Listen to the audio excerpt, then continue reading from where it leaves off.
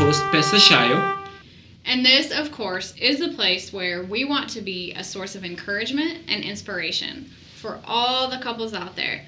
Because we are real people with real problems. Oh, yeah. Pesa and I have been together for 13 years and we have 4 children. We definitely know the joys that come from being married, but we also know the struggles that come with marriage as well. So you guys can always reach out to us on Twitter. I'm at Whitney Shayo. And I'm at Pesa Shayo. You can like us on Facebook. Which is Facebook.com/Live Your Best Marriage. And as always, you can subscribe to the blog. That's where it all began. Which is Live Your Best Marriage/blog. Right. Yes. So what are we talking about today, Whitney?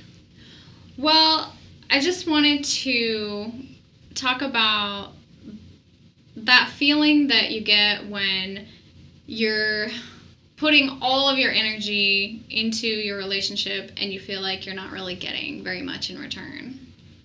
The feeling of despair? Definitely. I don't know what you would call it. Definitely. No, that's a great way to describe it. Because there are times in life when we feel as though we just keep blessing. We bless again. And then we bless again. We're nice. We're giving. We're forgiving. We're generous. We're lenient. It seems like you're describing me.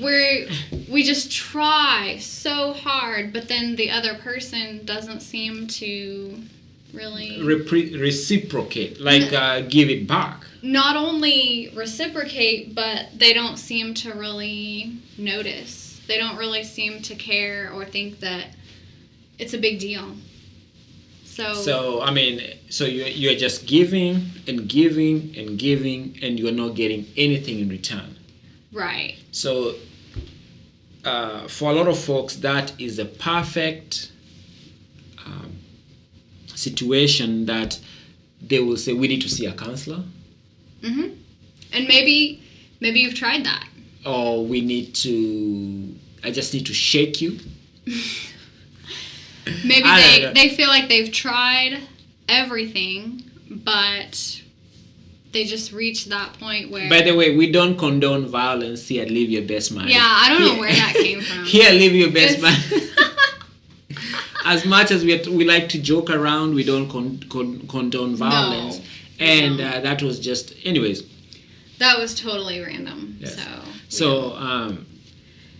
And this happens a lot with relatives, in-laws, co-workers, just people we know. Yes. We feel like we keep giving. We give again. We bless them. We continue blessing. You bless them. They just are oblivious to what you want, what you're doing. To your kindness and just how considerate you are.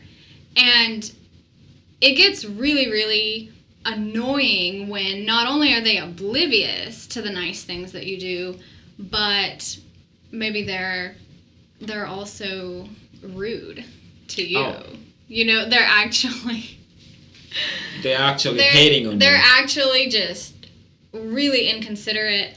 And so, again, when this is an in-law or a relative or someone that you don't live with every single day, it's easier to cope with it. Yeah. It's a lot easier to just say, you know what, I can continue being nice and whatever happens, happens. Whatever they're thinking, it has nothing to do with me. I don't have to let it bother me. And life has a way of giving you back what you've been giving. So that person is just going to deal with their own misery. Yes, but what if it's your spouse? Yeah. So, which brings me to the next point. What happens when it's a person that you actually see every single day? You live with, you sleep with, you wake up next to you. You're in the same house. It's time to cook dinner again. It's time to put the kids to bed again. It's time to see who's going to do the shopping again. It's time to pay the bills. Like, you have to go through all of these things with that person. They seem clueless. that you are there helping them out or serving them. They just seem like they don't even notice your efforts or don't really. I mean, they don't care. You know, this is very intense because this will actually happen over and over and over. It doesn't matter who you are with. There's some seasons in life where you'll feel like you are not getting the love back. Mm-hmm. It depends. It doesn't matter who you are with. There's some seasons you feel like, man, this is so great. We are so connected. Everything I do, it's like we are so in sync. I do something, they reciprocate. They just give me back love. I mean, it reminds you of when you guys were dating. Mm-hmm. Things are just so tight.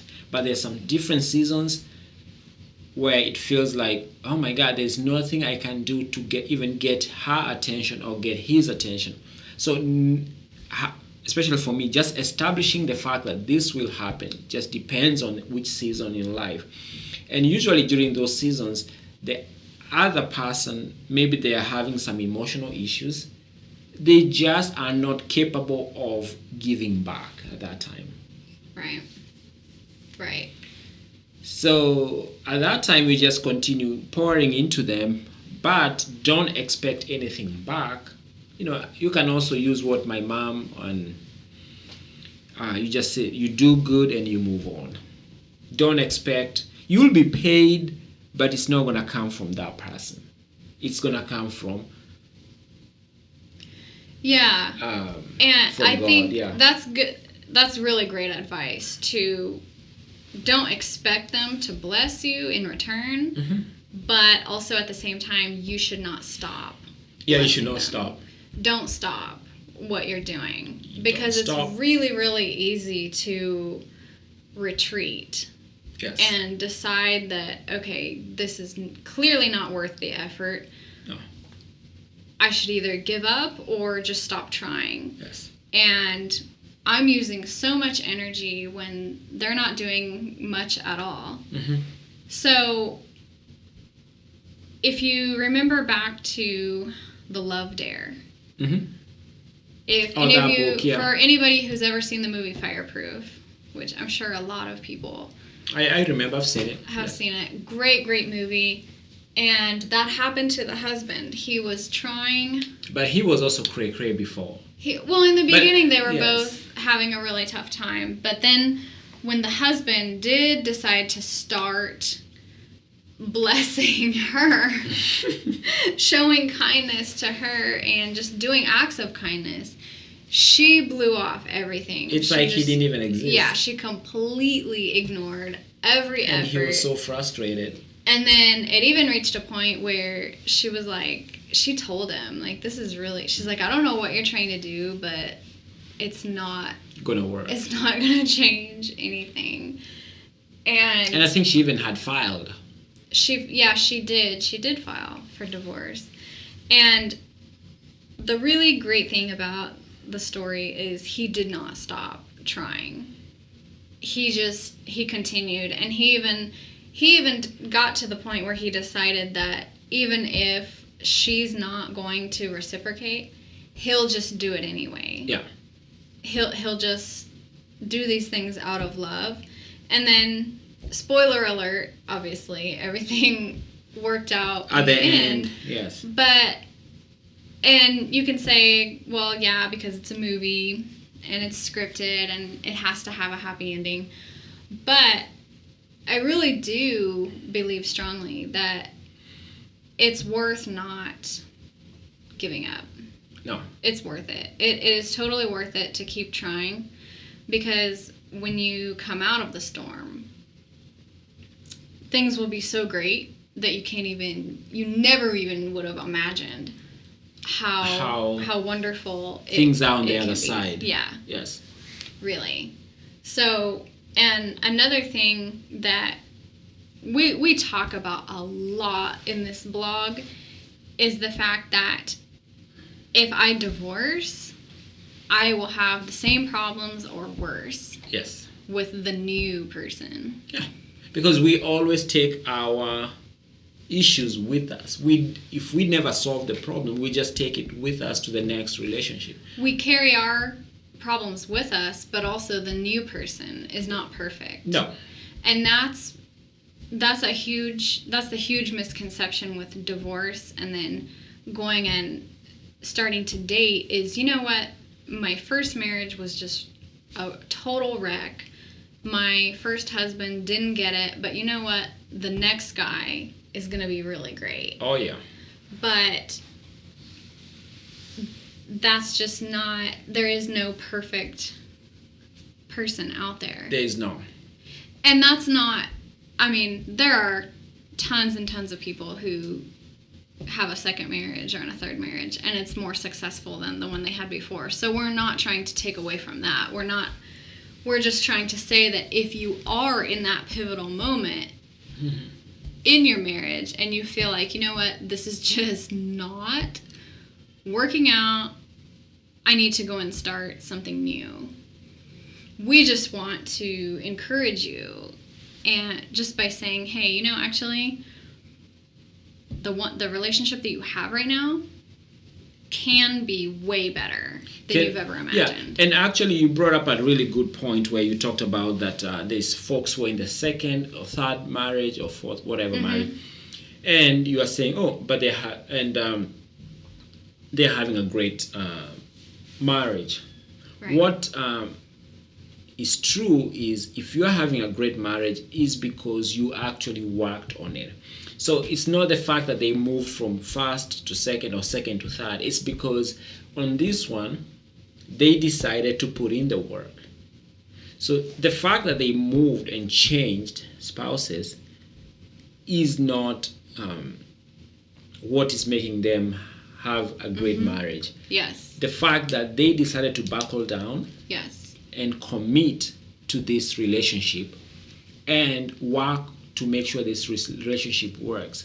And there's a lot of times when you're like, they would feel like this is not gonna work, but they're like, no, instead of going to relationship, the next one, which thinking, oh, if I just change the person, everything will be great, they decide to make that relationship work. And there's a lot of like moving back and forth. It's crazy, but eventually you get to know each other and eventually be able to deal with some of the issues that come in the marriage. Yeah. Right. And so I think one of the things that is hard to keep in mind sometimes is that nothing is easy. Yes, because it's a marriage, we want it to be happy ever after. Yes. So when they say the grass is greener on the other side, because the other person has been really doing a great job taking care of it. Right. And I heard someone say a couple weeks ago, yeah, it's just a different shade of green. Which I think is really, really interesting, because yes, that fits well with the point we were trying to make a few minutes ago about how it's really not going to be better if you stop what you have now and look for something new. I mean, this is just meant to be an encouragement for someone who is just going through that really tough time where they feel like their last resort, or they've reached the last resort, which is going and filing for divorce. Yes. So no, that's not your last resort. There's always a way out of it.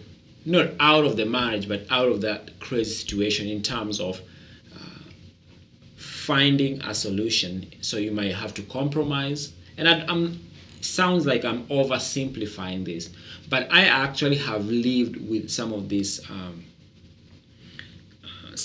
principles that with prayer and creativity, you can always find a way to solve the problem. Now, is it fun?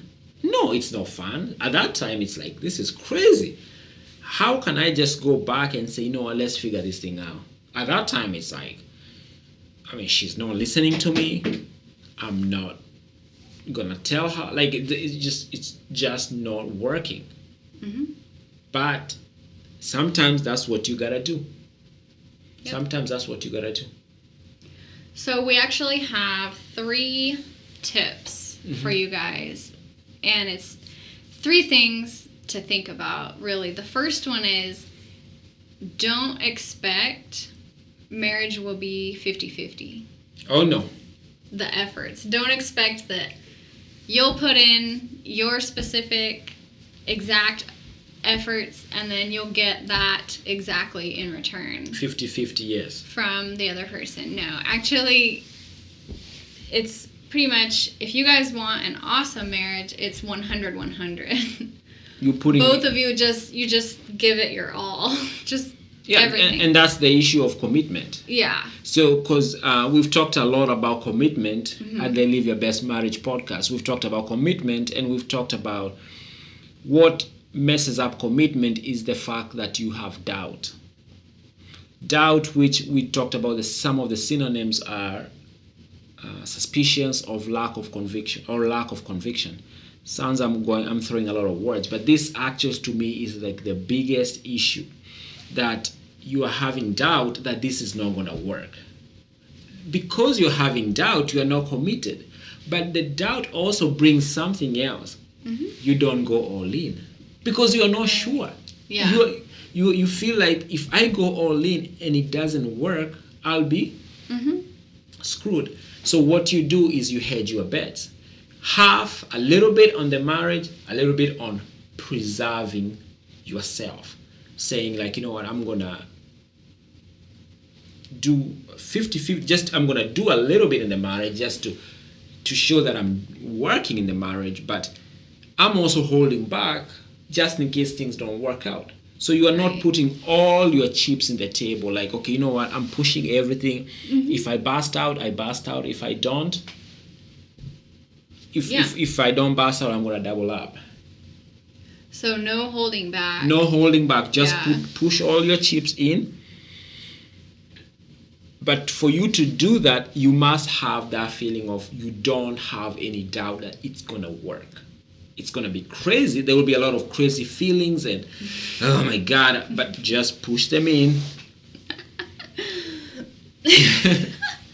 You know what I'm saying? So remove the doubt.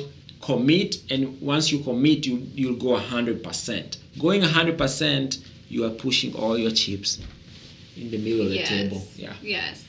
So, even with all of the efforts that you put in, just it's not always, you won't always get that exact amount in return. No. From your spouse. No. And you won't.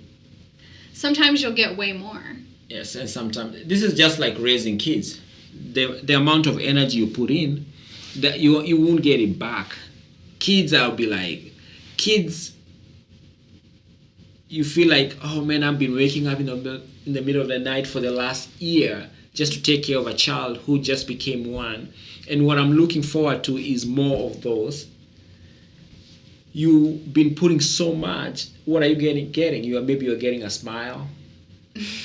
They don't even know if you are doing that. So don't expect that the fact that you did all this, you're gonna get anything in return. That actually makes it easy. You are actually doing a service. And I'm not saying your spouse is a child. You do everything out of love. Yes. Yes. Okay, the second thing is just keep blessing.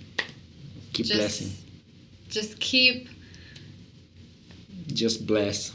Keep being generous. Keep showing appreciation. Yes. Keep being thoughtful. Just keep being considerate. Don't retreat. Don't get discouraged and think, well, it's going to waste. Yeah. It's all for nothing. No, it's never all for nothing. It's actually, it's all going to work out, really. Yeah, although it doesn't feel like it. It doesn't feel like it. It doesn't always feel like it's going to work out, but just keep blessing. Just keep blessing your spouse. And what does blessing mean? Let me check it out. What does when you say blessing, what do you mean? Well, I know we'll wait for you to find the I know I'm huge on getting the definitions, but I view it as kindness Mm-hmm. and generosity and thoughtfulness. Mm-hmm. Basically being nice. Okay. But we'll get, what does it say? So, according to the good folks at dictionary.com, they're saying blessing is God's favor and protection. And so you are just giving them favor. You are Right. just. And what does favor mean? Whatever. So, So this actually makes sense to me. So favor Right. is the approval, support, and liking of something or someone. mm-hmm. So basically, you are just you're showing that approval and support. So when I think when you're saying keep blessing, keep Mm-hmm. showing support. Yeah. Support your spouse. Yep. Yes. Be there. Yes. Always be there. Yes. And that also brings up a really, really interesting point about always take their side. Yeah. Always take the side of your spouse. So if you have your spouse and Just- and a relative who comes and like, you know what, Whitney, blah blah blah. That's a perfect example. Like, okay, Yeah. I have a friend or a relative who comes and start telling me things about my spouse, negative things about my spouse. Mm-hmm. I should literally like cut that nonsense off, and I'm like, no, wait, hold a minute, and take my my wife's side. Yeah. Now, that does not mean when we go home, I won't ask what happened, what really happened, but in front of these strangers or these people, I should be quick to defend my spouse. I should be quick to show that I am on her side. Okay, when we go in private, I can ask, okay, what really happened? And I really like that example of always take their side. Yes. Always stick up for them. Like it should If- be just if like a there's- reflex. And that works. Anytime there's a conflict, always just take your spouse's side. But this also works. Showing favor to your spouse also shows up in other scenarios in life. It can be, just notice when they're tired. Notice when they're feeling inconvenienced. Mm-hmm. For example, if you notice that they just don't get any downtime away from the kids, Yes. take the kids to the park down the street Yes. and just, say, here, cuddle up with a good book and a cup of tea or whatever it is that they like. Help them relax. Or if you're traveling. Yes. For me, traveling is the most stressful time for me when I have a baby, which for the last 10 years I've pretty much always had a baby because we have 4 kids. So I either have an infant or a cranky toddler. Yes. So traveling, I always need a vacation from the vacation.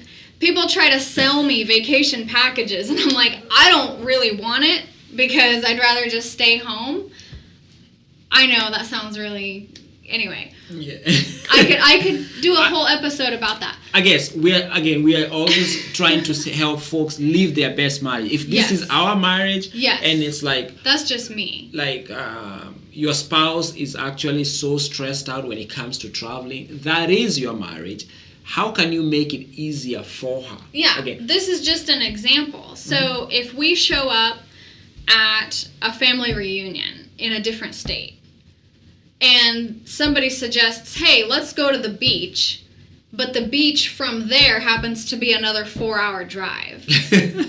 For me, with my little babies, I'm going to be like, okay, guys, please, there's got to be an ounce of empathy somewhere around here. Somebody, please notice what I'm going through because we just traveled 2,000 miles across the country. I really don't want to get in a car and drive another 4 hours to the beach, deal with everything the beach has to offer, and then drive back.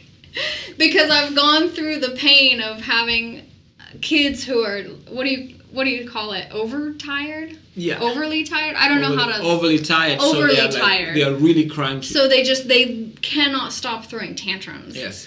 So anyway, that's just an example. So when you see those things, when you see your spouse going through a hard time, to make a long story short, show them favor. Yes.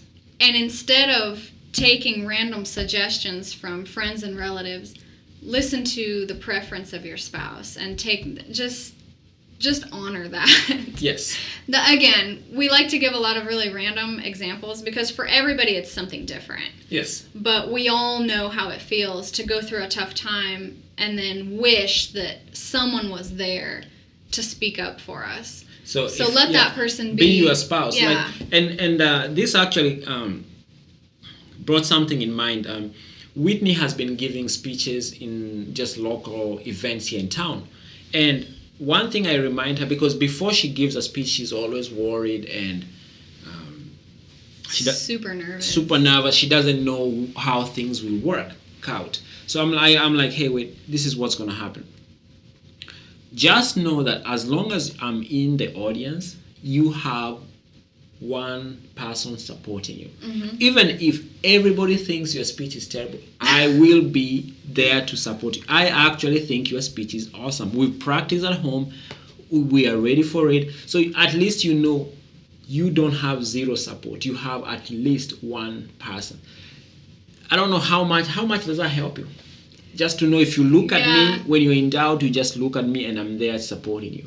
At first, I had to think about it for a second. I was like, okay, that's great and everything. But what if the whole audience is like, ugh.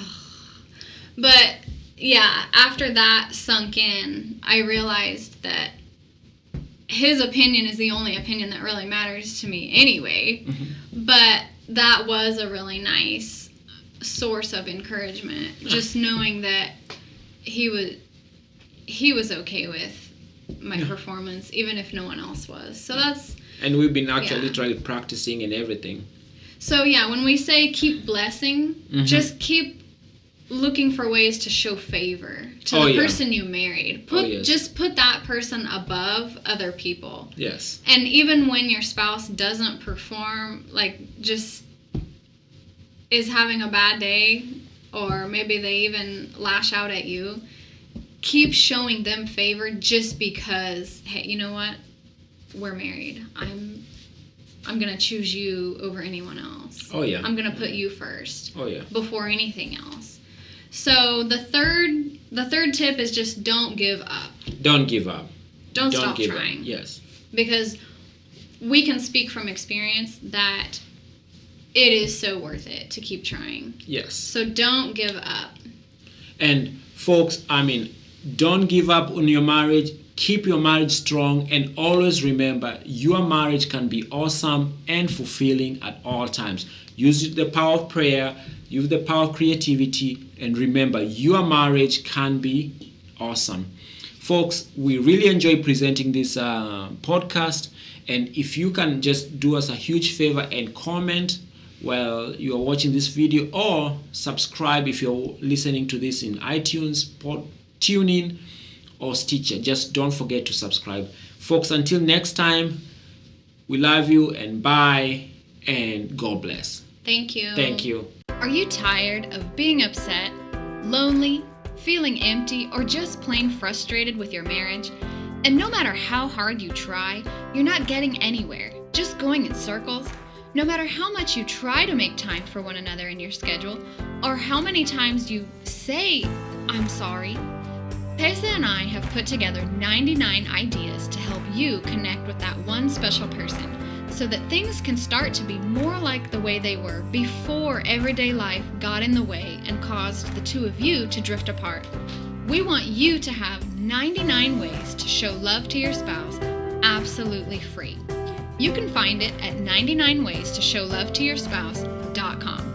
Because here at Live Your Best Marriage, we truly hope that the two of you can move closer together and enjoy the connection that comes from achieving a stronger bond. Again, that's 99waystoshowlovetoyourspouse.com. That's the number 99waystoshowlovetoyourspouse.com.